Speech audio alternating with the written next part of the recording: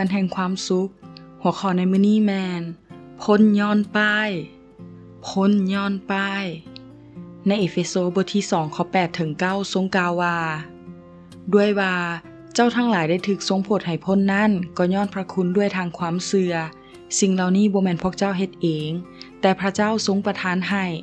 ความพ้นนั้นบ่แม่นได้มาย้อนการปฏิบัติของพวกเจ้าเองเพื่อว่าบ่ให้ผู้ใดผู้หนึ่งอวดได้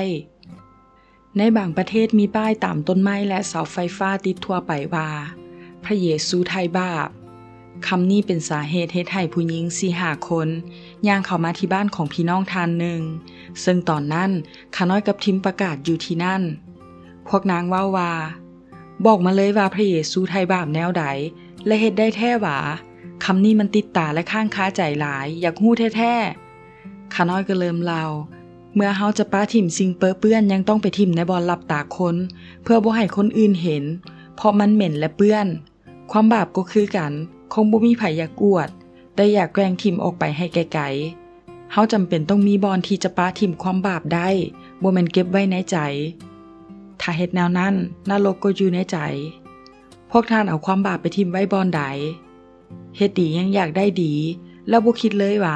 ว่าเฮ็ดความบาปก็จะเก็บผลบาปเช่นกันแต่พระเยซูบ่มีบาปและมีฤทธิ์อำนาจสามารถจัดการกับความบาปได้ในพระเยซูนั้นเฮาได้รับการไถ่โดยพระโลหิตของพระองค์คือได้รับการยกโทษจากการละเมิดโดยพระคุณอันอุดมของพระเจ้าผ่านความเชื่อ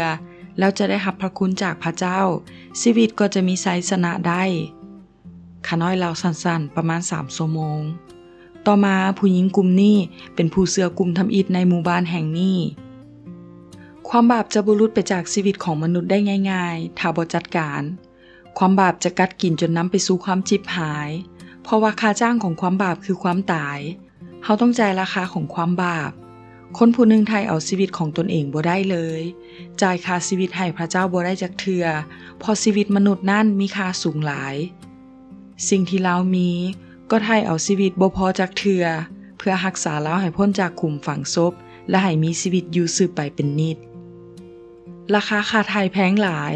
แต่ถ้าให้พระเยซูช่วยมันฟรีบ่เสียค่าหยังผู้ที่ซ่อนเสื่องบาปกรรมไว้ชีวิตจะบ่เจริญรุ่งเรืองผู้ที่สารภาพบาปกรรมของตนพระเจ้าจะเมตตาผู้นั้นจงสลัดความบาปทิ่มด้วยการสารภาพบาปขอการสำระล้างด้วยพระโลหิตของพระเยซูชีวิตจะมีชัยและอยู่ใต้พระคุณบ่แม่นความบาปอีกต่อไปวันนี้ป้ายที่ติดตามเสาบ่สำคัญเท่ากับชีวิตของทานถูกทาด้วยพระโลหิตของพระเยซูแล้วหรือยังการอภัยโทษมีอยู่ในพระเยซูเท่านั้น